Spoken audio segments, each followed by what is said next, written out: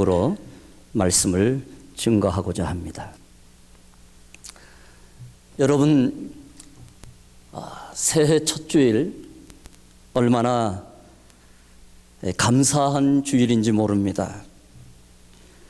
이 신년 첫 주일에 신년 축복 예배에 참여하신 여러분들과 여러분의 가정에 하나님의 은혜와 축복이 함께 하시기를 바랍니다. 그래서 금년에 하나님께서 기뻐하시는 일에 헌신하셔서 하나님께 큰 영광을 돌리시고 또한 큰 축복도 이루시는 축복된 한 해가 되실 것을 믿습니다. 낮은 울타리라는 잡지의 첫 장에 쓰여진 시에 이런 글이 담겨져 있습니다. 짧지만 매우 감동의 여운이 긴 그런 시입니다. 누구에게나 주어진 귀한 선물, 그분은 한 번도 사용하지 않은 깨끗한 365일을 아무 조건 없이 선물로 주셨습니다. 아름답게 감사하게 쓰겠습니다. 하나님의 선물 중에서 참으로 귀하고 소중한 것 중에 하나가 바로 시간의 선물입니다. 사람들은 때로는 실감이 나지 않지만 생사를 넘나드는 마지막 호흡을 내몰아쉬는 중환자실의 환자에게 시간의 선물처럼 귀한 것은 없습니다. 세상의 모든 황금을 갖다 준다 할지라도 그런 분들에게는 시간의 선물처럼 귀한 것이 없는 것입니다. 우리는 새해 귀한 선물을 받고 출발했습니다. 이 새해를 주신 이가 바로 여호와 하나님이십니다. 이 새해를 주신 이가 누구신가를 아는 자들마다 주신 이의 목적에 맞게 살아야 되는 것이 바로 창조자 앞에서 피조물들이 살아가는 모습이고 또한 당연한 삶입니다. 시인 괴테는 첫 단추를 잘못 끼면 마지막 단추를 낄 구멍이 없다고 말했습니다. 출발이 중요하고 첫 단추가 중요합니다. 주님의 십자가 앞에 나와서 새 거룩한 시작을 출발하시면서 우리가 한 해를 어떻게 살아야 할 것인가를 오늘 본문을 통하여서 함께 은혜를 나누고자 합니다. 첫 번째가 무엇인가 하면은 하나님의 백성은 하나님께 영광을 돌리기 위해 거룩한 꿈, 거룩한 소원을 갖는 것이 중요합니다. 꿈이 있는 자만이 그 꿈을 이룰 수가 있습니다. 예수님은 이 땅에 하나님의 영광을 위하여 오셨습니다. 예수님께서 일생을 살아가시면서 가슴에 품었던 꿈이 무엇입니까? 그리고 예수님의 마음속에 일관되게 마음속에 가졌던 소원이 무엇입니까?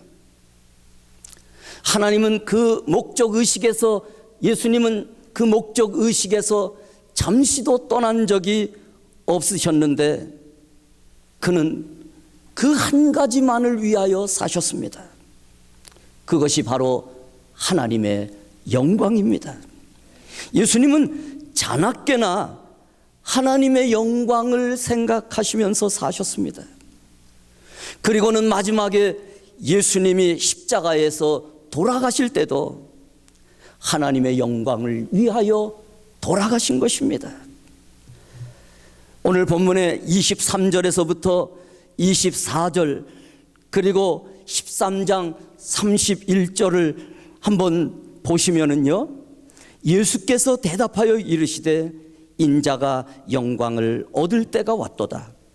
내가 진실로 진실로 너희에게 이르노니 한 알의 밀이 땅에 떨어져 죽지 아니하면 한 알 그대로 있고 죽으면 많은 열매를 맺느니라.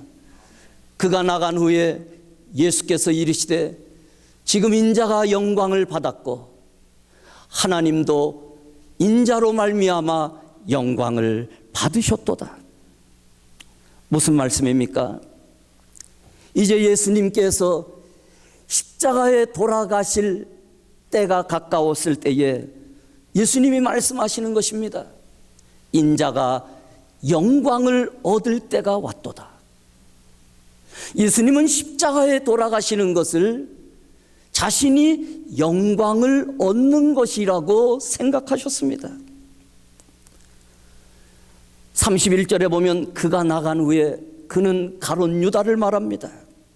가룟 유다가 나가서 군사들을 데리고 예수님에게 올 것을 예수님은 아셨는데 예수님이 그것을 아시면서 말씀하십니다. 지금 인자가 영광을 얻었고 하나님도 인자로 말미암아 영광을 받으셨도다.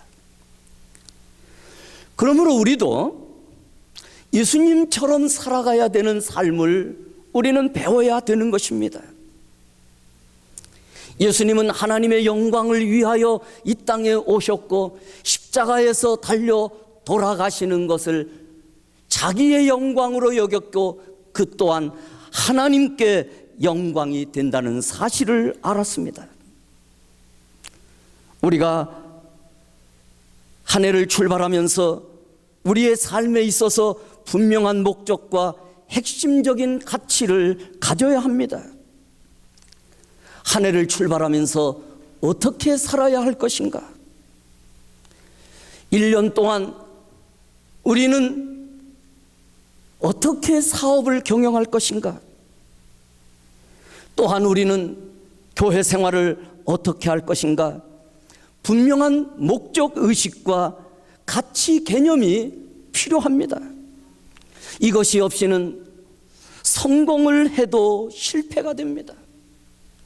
그래서 세상의 많은 성공자들이 성공한 다음에 삶의 가치와 목적을 깨닫지 못했기 때문에 세상 모든 사람들이 부러워하는 성공의 자리에서 자살을 하는 이유가 바로 삶의 진정한 가치와 목적을 깨닫지 못하고 살아가기 때문에 일어나는 현상입니다. 이것을 깨닫지 못하면 무엇인가를 크게 성취했다 할지라도 그는 허무한 삶의 주인공일 뿐, 그리고 실패자일 뿐 아무것도 아닌 것입니다. 그러기에 우리는 그 목적에 일치하는 삶을 살아야 합니다. 우리의 삶이 헛되지 않고 목적에 맞는 삶이 되도록 오늘 이 아침에 우리는 올해 한 해를 하나님의 영광을 위하여 살겠다는 마음의 꿈과 마음의 소원을 갖는 결심이 중요한 것입니다. 하나님의 사람들은 하나님께서 주시는 꿈을 가져야 됩니다. 그래야만 삶이 희망차고 미래에 대한 소원들이 날마다 성취되면서 승리하기 때문에 올해도 우리가 삶의 활력을 갖고 승리를 위하여 살아가기 원한다면 하나님의 영광을 위하여 살아가야 되는 것입니다. 우리는 많은 사람들을 보면서 종종 이런 말을 합니다. 저 사람은 참 마음씨가 좋은 사람이야. 저 사람은 참 착한 사람이고 저 사람은 법이 없어도 살 사람이야. 보통은 남들에게 좀 친절하면 좋은 사람이라고 평하는데 이것은 일반적인 평가 기준에 불과합니다. 그러나 거룩한 백성들은, 하나님의 백성들은 가치 기준이 달라야 합니다. 주님께서 보는 것은 그 속에 하나님의 영광을 위한 마음이 있는가, 그의 일생을 하나님과 동행하고 있는가, 하나님께서는 마음속에 이것이 있어야만 좋은 사람으로 여기시는 것입니다. 좋은 사람이 누구입니까? 하나님께 영광을 돌리는 사람이 좋은 사람입니다. 일반적으로 남에게 조금 친절을 베푸면 그 마음속에 무슨 생각이 있는지도 모르고 무엇을 위해 사는 줄도 모르면서 무조건 좋은 사람이라고 말하는 것은 옳지 않습니다. 남에게 친절하면서도 악한 마음과 인색한 사람들이 얼마나 많습니까? 말로는 항상 친절하면서 좋은 사람처럼 살아가지만 속은 자기 욕심만 차리는 사람이 이 땅에 얼마나 많이 있습니까? 예수님의 마음을 품은 사람이 좋은 사람입니다. 하나님께 영광을 돌리는 마음입니다. 예수님은 살아가면서 일관된 한 가지 목적을 갖고 계셨습니다. 그 목적은 분명했습니다. 예수님은 모든 것이 하나님의 영광을 위하여 존재한다는 것을 알고 계셨기 때문에 주님은 십자가에 죽기 전에도 이렇게 기도하셨습니다. 하나님, 하나님의 이름을 영광스럽게 하옵소서. 하늘로부터 소리가 있어 가로되 내가 이미 영광스럽게 하였고 또 영광스럽게 하리라. 예수님은 십자가에 죽기 직전에도 하나님의 이름을 영광스럽게 해달라고 기도하시면서 십자가를 지셨고 돌아가셨습니다. 예수님의 생애를 한마디로 말하면 시작도 하나님의 영광이요 죽으심도 하나님의 영광이었습니다. 그분에게 있어서 삶과 죽음은 모두 하나님의 영광을 위한 것입니다. 그렇기에 하나님의 백성은 하나님의 영광을 위하여 사는 삶의 목적을 가져야 합니다. 누군가가 왜 사느냐고 묻는다면 하나님의 영광을 위하여 산다고 고백할 수 있어야 합니다. 모든 일에 있어서도 분명한 목적 의식을 가져야 합니다.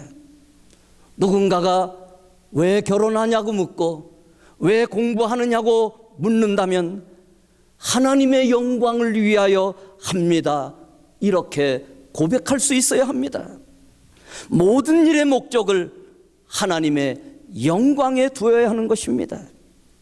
우리는 인생을 살면서 우리의 존재가 존귀하게 되고 영적으로 성공하게 되고 위대한 삶으로 살아가야 되는데 이것은 하나님의 영광을 위하여 산다는 분명한 목적을 가지고 살 때에 가능한 일인 것입니다. 이 목적 없이 살아가면서 세상적으로 성공하는 사람들은 성공한 후에 인생의 허무함을 느껴서 심지어는 자살을 하기도 하고 죄악에 빠지기도 하고 가정에서 멀어지기도 하고. 왜 그렇습니까? 하나님의 영광을 위하여 살지 않기 때문에 자기의 존재 목적도 모르고 하나님께서 왜 자신을 이 땅에 보내셨는가를 알지 못하기 때문에 그저 성공만을 위하여 살기 때문에 일어나는 현실입니다. 그러므로 모든 영광을 하나님께 돌리는 삶의 자세를 고린도전서 10장 31절은 이렇게 말씀합니다. 한번 같이 읽어보실까요? 시작. 그런즉 너희가 먹든지 마시든지 무엇을 하든지 다 하나님의 영광을 위하여 하라. 로마서 14장 7절과 8절도 같이 읽겠습니다. 시작. 우리 중에 누구든지 자기를 위하여 사는 자가 없고 자기를 위하여 죽는 자도 없도다. 우리가 살아도 주를 위하여 살고 죽어도 주를 위하여 죽나니 그러므로 사나 죽으나 우리가 주의 것이로다. 왜 사느냐고 물으면은 하나님의 영광을 위하여 산다고 고백할 수 있어야 되고, 심지어 왜 죽느냐고 묻는다면은 주를 위하여 주의 영광을 위하여 죽는다고 고백할 수 있을 때에 하나님께서 그 사람을 영화롭게 만들고 존귀하게 만들고 그 사람을 하나님께서 크게 축복하여 주셔서 하나님 나라에 없어서는 아니 될 존귀한 하나님으로, 하나님의 사람으로 축복해 주시기 때문에 우리는 하나님께 모든 영광을 돌리는 자들로 살아가야만 되는 것입니다. 오늘 이 아침에 우리는 하나님의 영광을 위하여서 목표를 세우고 거룩한 소원, 거룩한 꿈, 하나님의 영광을 위하여 살겠다는 거룩한 결심으로 이 한 해가 출발되기를 주의 이름으로 축원합니다. 두 번째는요, 우리가 하나님께 영광을 돌리면 하나님께서 우리에게 그 영광을 돌려주십니다. 한번 같이 읽어보실까요? 두 번째 시작. 우리가 하나님께 영광을 돌리면 하나님께서 우리에게 그 영광을 돌려주십니다.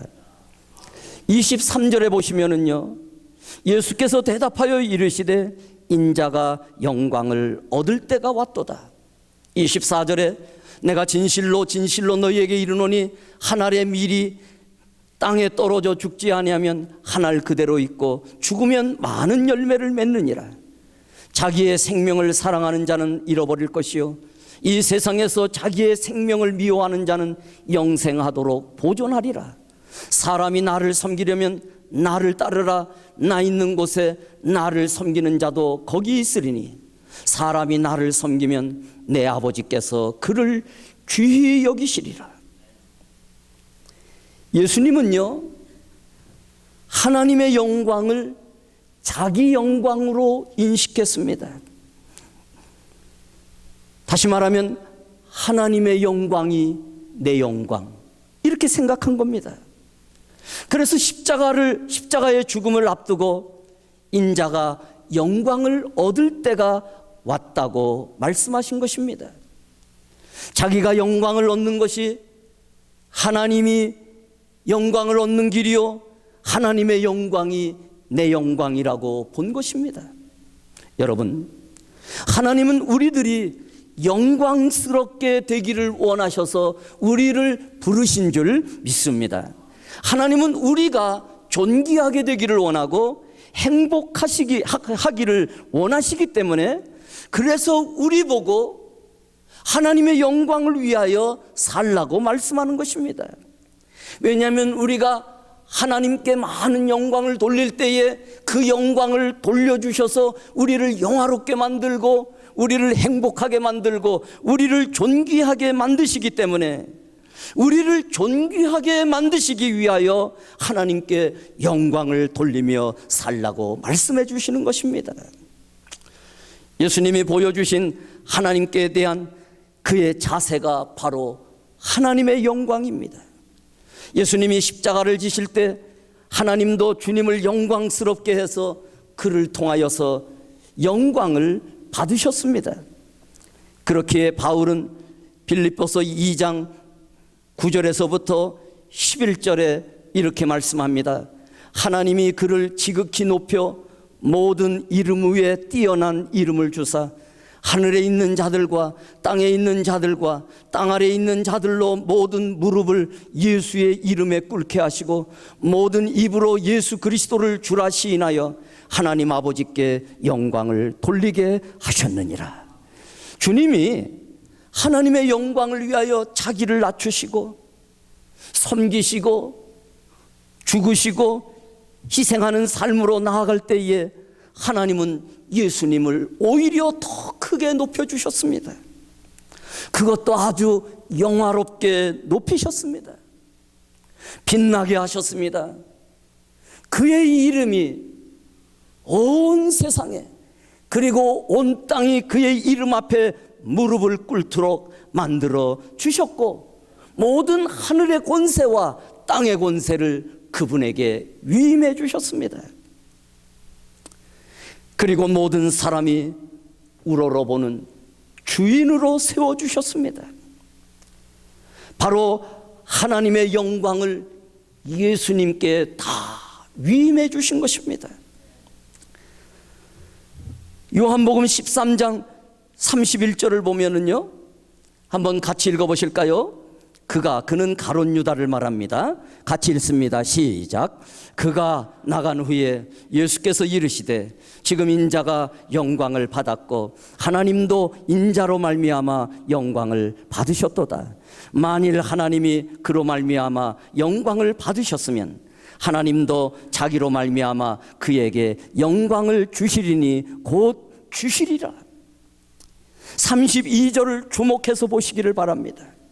만일 하나님이 그로 말미암아 영광을 받으셨으면 하나님도 자기로 말미암아 그에게 영광을 주시리니 곧 주시리라. 그 영광을 주시는 것을 강조하시기 위하여 두 번을 반복하고 있으면서 이것이 얼마나 확실한가를 보여주시는 겁니다. 마찬가지입니다. 우리는 다 영광을 얻기를 원하고 영화스럽게 되고 존귀하게 되기를 원하지만 정작 하나님께 영광을 돌리는 삶을 목적으로 사는 사람들은 많지가 않습니다. 내가 내 영광을 차지하려고 하고 자기 자신을 위하여 살게 되면 그런 사람들은 존귀하게 돼 보기에는 추한 모습으로만 남을 수밖에 없습니다. 우리가 하나님의 영광을 위하여 살면 우리에게 그 영광을 돌려주십니다. 그래서 우리를 영화롭게 해주십니다. 존귀하게 만들어주십니다. 우리 교회도 하나님의 영광을 위하여 살아가는 많은 사람들이 있습니다. 교회에서 정말 정성껏 봉사하시고 매주 친교를 위하여 수고하시는 분들이 많이 있습니다. 정성껏 하나님의 나라와 교회를 위하여 하나님 앞에 헌신하면서 헌금도 드리시고 예배를 정성껏 도우면서 이 예배를 통하여서 하나님이 영광 받으시는 살아있는 예배 되도록 보이지 않는 곳에서 교회를 섬기고 성도를 섬기는 많은 사람들이 있기 때문에 우리 교회가 이렇게 여기까지 달려올 수 있었고, 그런 사람들을 통하여서 하나님께서 영광을 받으시기 때문에 분명코 하나님께서는 하나님께 영광 돌리면서 헌신을 다하시는 그런 분들에게 하나님의 영광을 돌려주심으로 말미암아 영화스럽게 만들고 존귀하게 만들어주시는 귀한 가정으로 설 수밖에 없도록 만들어주시는 것은 예수님이 말씀하시는 것 같이 영광을 주시리니 곧 주시리라. 반드시 하나님께서 그 영광을 되돌려 주시는 그 은혜가 여러분들에게 충만할 것을 믿습니다. 헤르만 헤세의 작품 가운데에 어거스터스라는 작품이 있습니다. 한 마을에 아기가 태어났습니다. 그날 밤 신비한 노인이 꿈에 나타나서 어머니에게 묻습니다. 아기를 위한 네 소원이 무엇이냐? 아기가 너무나 귀하고 사랑스럽기 때문에 어머니는 이렇게 말씀합니다. 우리 아이가 자라면서 모든 사람들에게 사랑받게 해주세요. 어머니 소원대로 아이는 자라면서 모든 사람들에게 사랑만을 받았습니다.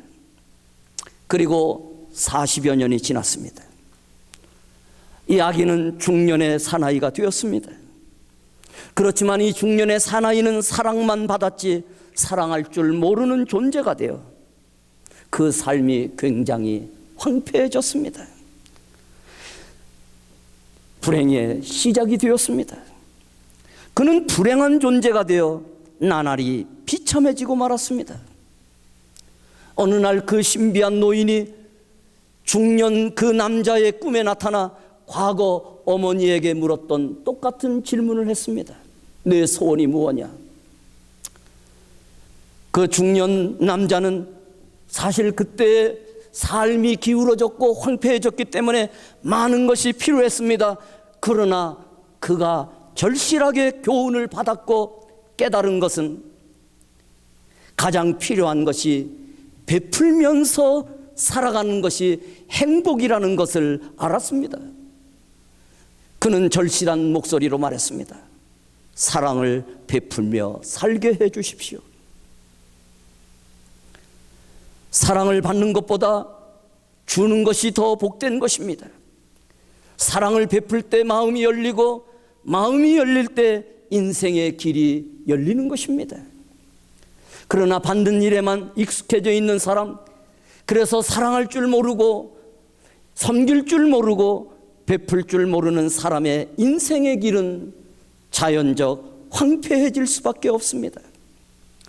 자신이 낮아지는 가운데 하나님을 높이기 위하여 하나님의 영광을 돌리는 자들은 하나님께서 그 영광을 돌려주시기 때문에 결국은 영광스럽게 되고 존귀하게 되며 사람들에게 존경을 받게 되고 마음 문이 열리고 하늘문도 열리고 축복의 문도 열리게 될 수밖에 없는 것이 살아있는 하나님의 말씀의 원리인 줄 믿으시면 아멘.